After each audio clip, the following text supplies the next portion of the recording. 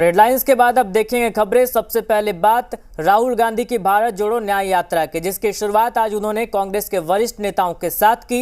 लेकिन जिस वक्त राहुल गांधी मणिपुर से अपनी यात्रा की शुरुआत कर रहे थे, उसी वक्त कांग्रेस के वरिष्ठ नेता मिलिंद देवड़ा कांग्रेस का हाथ छोड़ने की घोषणा कर रहे थे। मिलिंद देवड़ा ने शिंदे गुट की शिवसेना का हाथ पकड़ लिया है। इससे पहले भी कांग्रेस के कई बड़े नेता कांग्रेस का दामन खास मौकों पर छोड़ते नजर आए। सवाल है कि क्या 2024 के आम चुनाव में कांग्रेस इंडिया गठबंधन के साथ ऐसे ही मोदी को मात देने के लिए यात्रा कर रही है। मणिपुर में आपके आंसू पोंछने, आपसे गले लगने, आपका हाथ पकड़ने नहीं आए।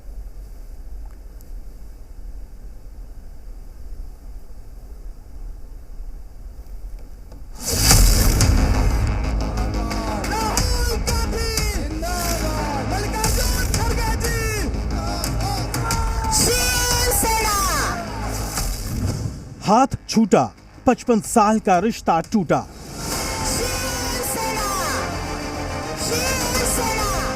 और इन्हीं तस्वीरों के साथ मिलिंद मुरली देवरा ने साफ कर दिया कि कांग्रेस से देवरा परिवार का 55 साल पुराना रिश्ता यहीं समाप्त होता है।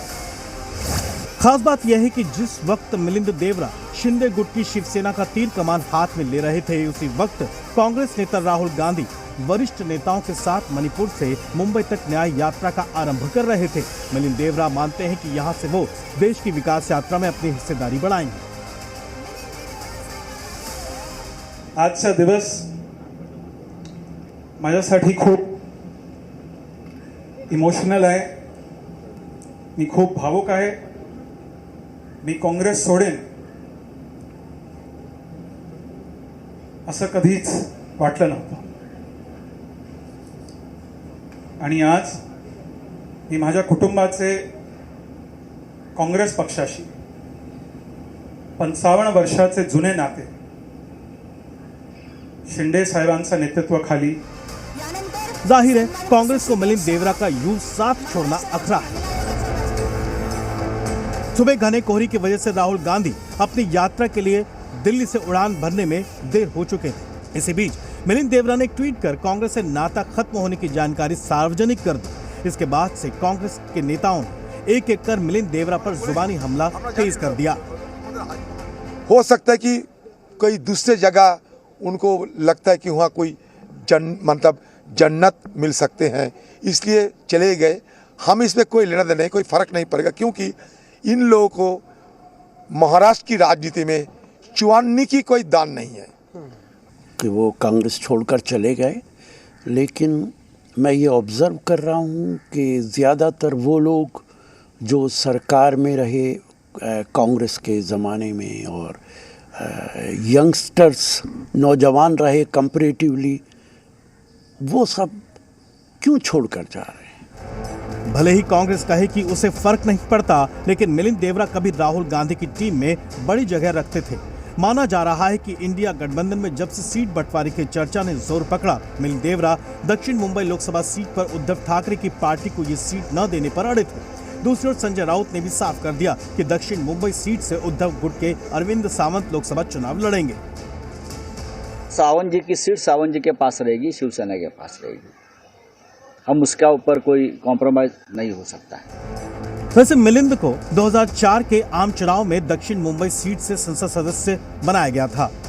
हाल ही में कांग्रेस का संयुक्त कोषाध्यक्ष भी उन्हें नियुक्त किया गया था। मिलिंद देवरा मुरली देवरा के बेटे हैं। 2011 में उन्हें केंद्रीय संचार और सूचना प्रौद्योगिकी राज्य मंत्री भी बनाया गया था। यह संयोग ही है जब जब राहुल गांधी किसी यात्रा पर निकलते हैं तो कांग्रेस का कोई ना कोई बड़ा नेता उसका साथ छोड़ देता है।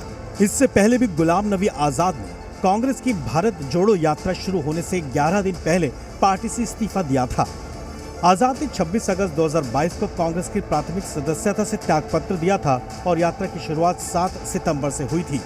जबकि न्याय यात्रा की शुरुआत होने से पहले ही मिलिंद देवरा ने भी कांग्रेस छोड़ दी। एनसीपी ने मिलिंद देवरा के कांग्रेस छोड़ने पर तंज कसा है। बीजेपी थोड़े दिन में कांग्रेस का मेन नाम बीजेपी होगा, लेकिन कांग्रेस के ही लोग होंगे इसमें। जबकि बीजेपी ने मिलिंद के कांग्रेस का दामन छोड़ने को अलग तरीके से देखा। देखिए, कांग्रेस में बिछड़े सब बारी बारी। अब कांग्रेस पार्टी पर देश की जनता को तो यकीन नहीं है, देश को यकीन नहीं है। अब कांग्रेस के जो पुराने कार्यकर्ता हैं, जिनकी पीढ़ी दर पीढ़ी कांग्रेस में रही, उनको भी लगता है कि ये वो कांग्रेस नहीं है जिस कांग्रेस में वो काम करते थे, और उनको वहां न्याय नहीं मिल सकता। कांग्रेस में कलह कथा समय समय पर जारी रही है, तो सवाल उठता है कि 2024 में क्या कांग्रेस बड़ा कमाल कर पाएगी या हाथ मजबूत करने के लिए इंडिया गठबंधन के साथ यात्रा आगे बढ़ाएगी। ब्यूरो रिपोर्ट, जी मीडिया। बिहार में इंडिया गठबंधन के